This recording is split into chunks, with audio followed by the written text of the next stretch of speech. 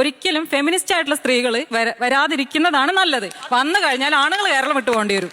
പലർക്കും ഫെമിനിസം എന്ന് കേൾക്കുമ്പോൾ തന്നെ തോന്നുന്നത് ആണുങ്ങൾക്ക് എതിരെ പ്രവർത്തിക്കുന്ന ഒരു കൂട്ടം സ്ത്രീകൾ അല്ലെങ്കിൽ ഒരു കൂട്ടം ആൾക്കാർ ആണുങ്ങളെ അടിച്ചമർത്താൻ വേണ്ടി പറയപ്പെടുന്ന കുറേ കാര്യങ്ങൾ അങ്ങനെയായിരിക്കും വിചാരിച്ചിരിക്കുന്നത്. അങ്ങനെ വിചാരിക്കുന്നതിൽ തെറ്റ് പറയാൻ പറ്റത്തില്ല. കാരണം ഒരിക്കലും ചേരാത്തൊരു കണ്ണടയും വലിയ വട്ടപ്പൊട്ടും ഒക്കെ വെച്ച് ചാനൽ ചർച്ചകളിൽ പോയിട്ട് പുരുഷന്മാരെ അടിച്ചമർത്തുന്ന രീതിയിലുള്ള സംസാരങ്ങൾ പറയുന്നത് കൊണ്ടാണ് അങ്ങനെ ആൾക്കാരിലേക്ക് ചിന്തകൾ ഉണ്ടാവുന്നതെന്ന് എനിക്ക് പേഴ്സണലി തോന്നിയിട്ടുണ്ട്.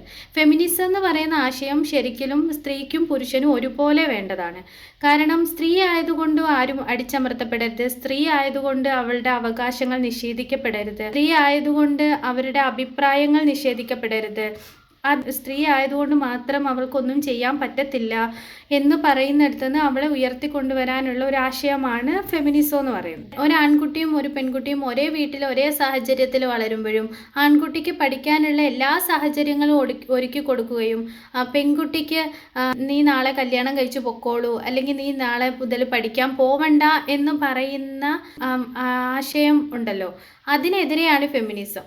അപ്പോൾ പെൺകുട്ടികൾ അവിടെ നീതി നിഷേധിക്കപ്പെടുകയും ആണുങ്ങൾക്കൊരു പ്രിവിലേജ് കിട്ടുകയും ചെയ്യുകയാണ്.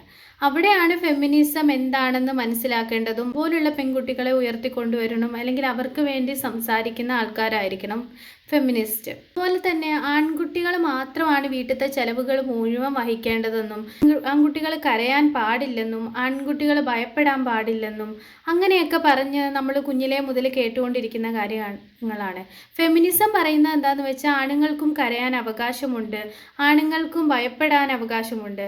ആണുങ്ങൾ മാത്രമല്ല ഒരു കുടുംബത്തിൻ്റെ മുഴുവൻ ഭാരവും തലയിലേറ്റ് നടക്കേണ്ടത്, അത് പെൺകുട്ടികൾ കൂടിയാണ് ചെയ്യേണ്ടത് എന്ന് പറയുന്നതും ഫെമിനിസം തന്നെയാണ്. വീട്ടിലത്തെ ജോലി ആയാലും പെൺകുട്ടികളുടെ കടമയും ആൺകുട്ടികൾ അത് ചെയ്യുന്നതൊരു സഹായമാണ് പെൺകുട്ടികൾക്ക്. ആ ഒരു രീതിയിൽ കാണുന്നതിന് പകരം എൻ്റെ കൂടെ ഒരു ഉത്തരവാദിത്തമാണ് വീട്ടുജോലികൾ ഷെയർ ചെയ്യുക എന്നതുകൂടെയാണ്.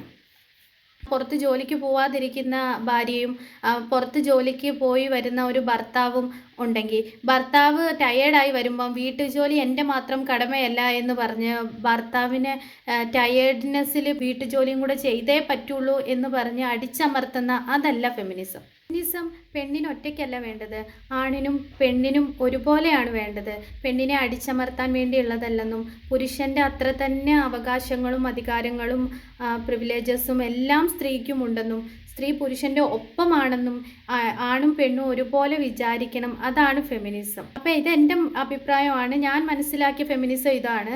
നിങ്ങളുടെ അഭിപ്രായം കൂടെ കമൻറ്റ് ചെയ്യൂ കേട്ടോ.